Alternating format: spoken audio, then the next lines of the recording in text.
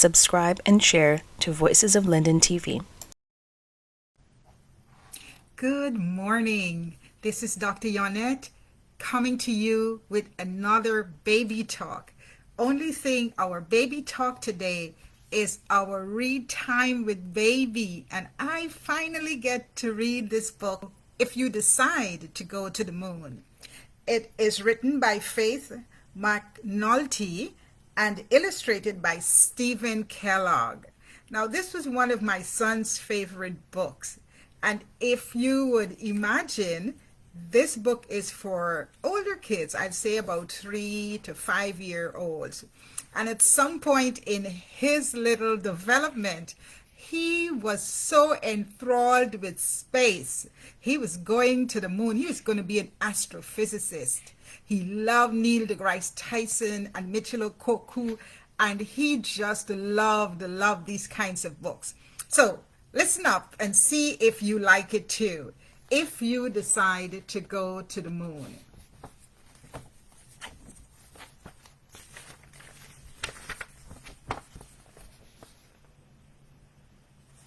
It's a little lengthy, but bear with me. You're going to love the story.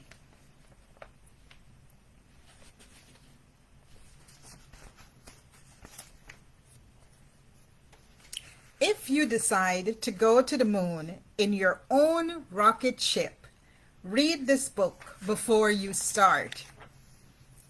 It will tell you how to get there and what to do after you land. The most important part tells you how to get home. You'd love to get back home, right? Check the things you will need: spacesuit, air tanks, books and games. Don't forget your diary and plenty of food. Peanut butter, apples, and cake will taste good in space. Water and juice are also important. To get to the moon, you will travel about 240,000 miles. A long trip, but rocket ships go fast.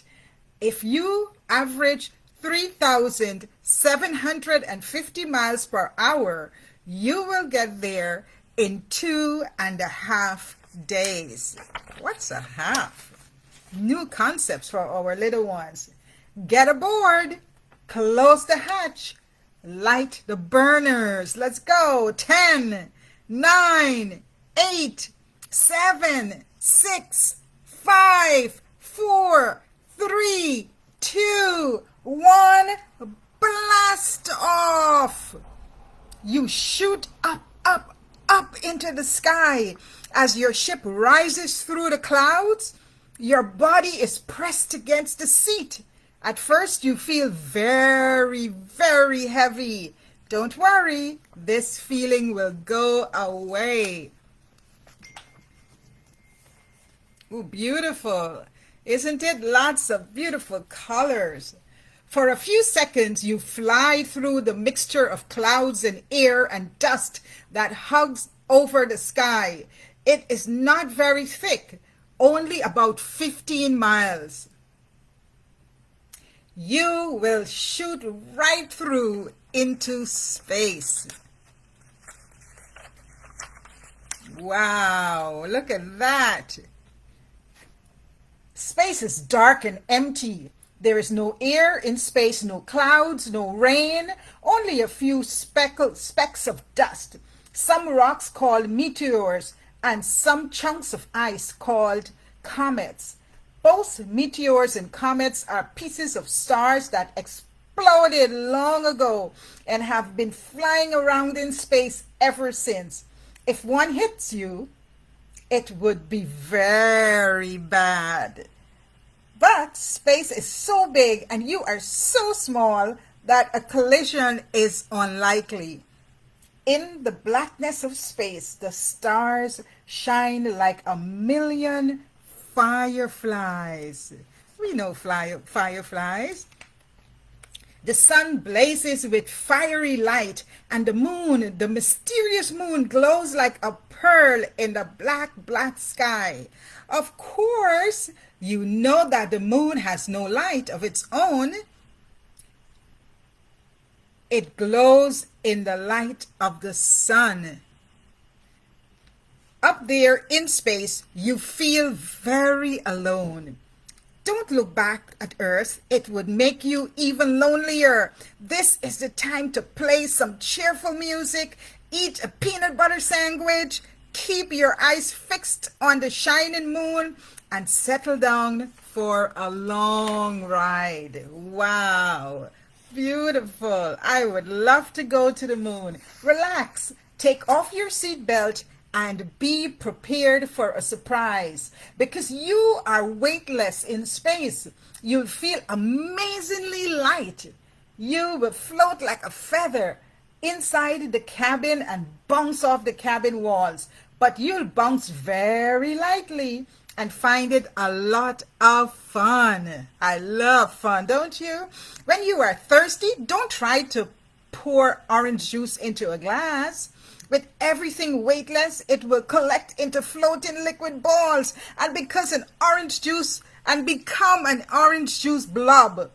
You can drink out of a squeezed bottle instead. After supper and a squeeze of juice, it's time for bed. Look at this.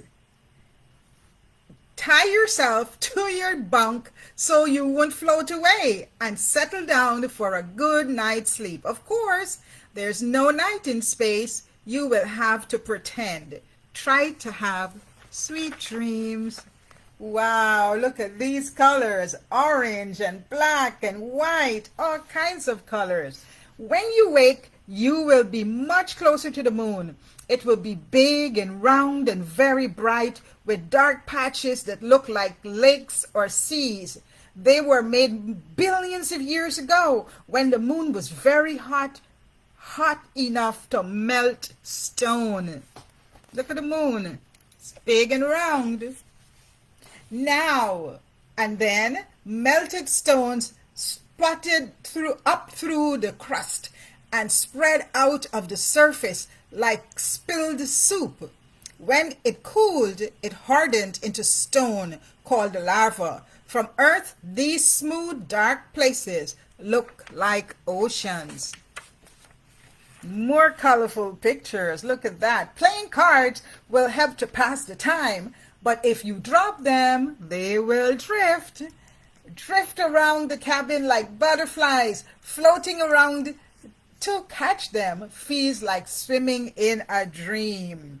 But you still have a long way to go. When you are tired, lie down and look at the stars. On Earth, you see only the stars that are above you. Up there are stars in every direction.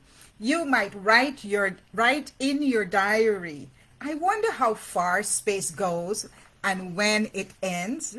Ooh, this is dark and gray. At last, when you have read all your books and played all your games, you wake up from a nap and see the moon right there below you. It is the moon that's dark and gray. You look down on an endless desert. The ground is covered with rocks and round craters. Craters are really holes made by meteors that have rained down on the moon through the ages. Some were huge and made deep holes hundreds of miles across. Of course, you steer clear of those rocky places. At last you see a lava-like lake below, the sea of tranquility. Get ready to land. As you descend, your craft shivers and shakes. It settles softly like a bump. You are on the moon. Your first look will be disappointing. All you see through your porthole is a cloud of dust stirred up by your landing. Put on your spacesuit and air tank while you wait for it to settle. Then open the hatch and jump out.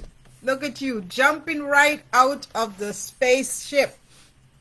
You will land lightly. The moon is smaller than the earth and has less gravity to pull you down. If you weigh 60 pounds on earth, you will weigh only 10 pounds on the moon. Your first step will be difficult. You will rise in the air and leap forward like a kangaroo. But once you learn how, walking will be fun. Each step takes you 5 times as far as on Earth, leaping over boulders and craters. You cover the ground with magical swiftness. The moonscape is strange, but it doesn't look dangerous. The dust reminds you of cake flour. You wish you could take off your suit and play in it. As you keep walking, the silence and stillness are eerie. Nothing moves. The boulders are hills, and hills have strange shapes. Some hills look like dinosaurs. Some boulders look like giant turtles or weird birds or a herd of cows. A heap of jagged rocks look like a ruined castle. You feel as if you might be in a fairy tale. Or is it a dream? Look at that. Look at those shapes. Your map tells you that the astronauts' camp is just over the hill. As you climb, you wonder if things will look different on the other side. Will you find something green, something alive, a meadow of moon grass, a herd of moon cows?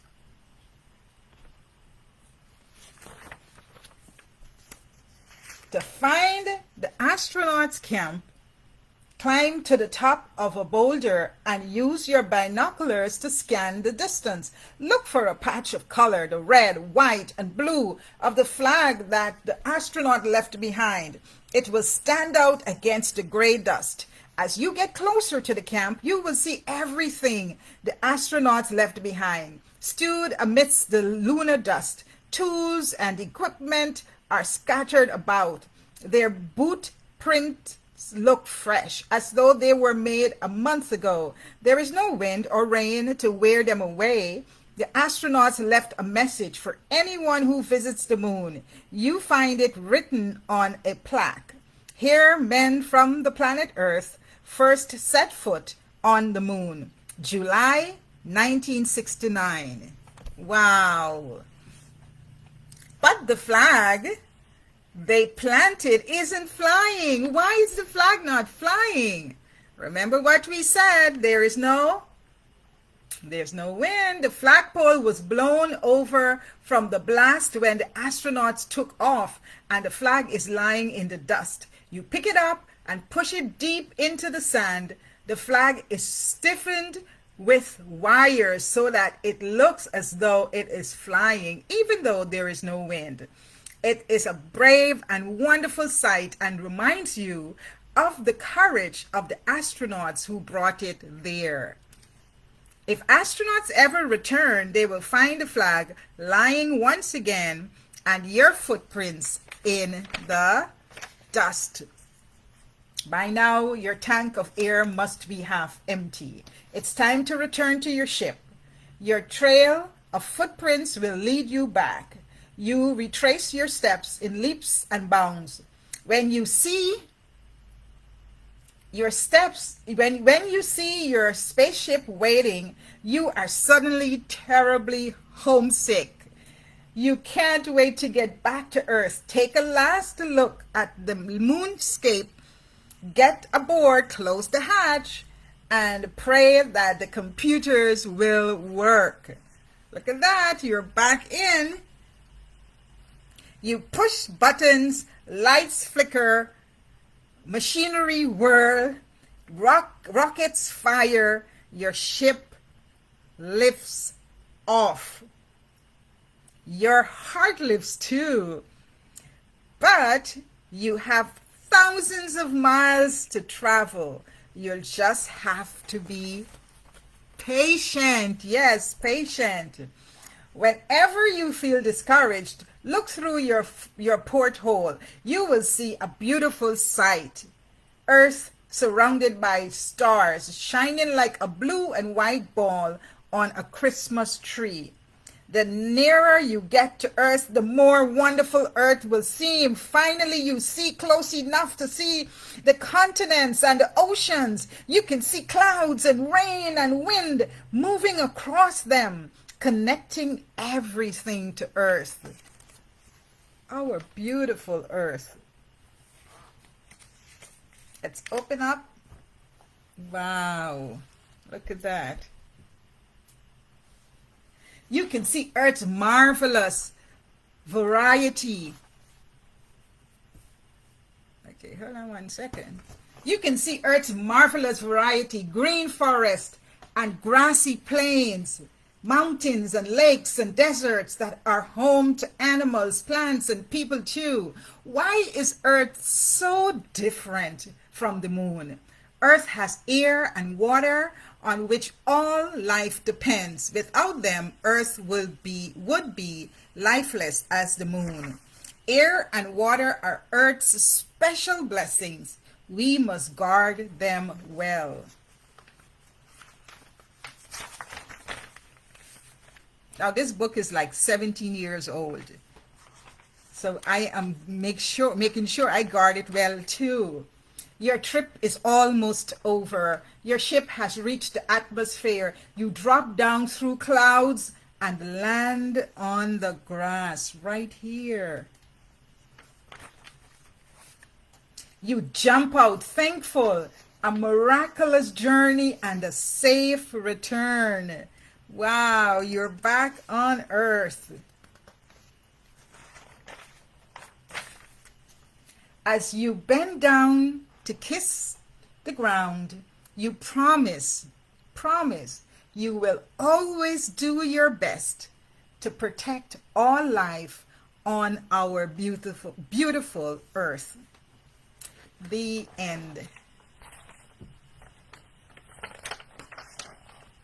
Beautiful Earth.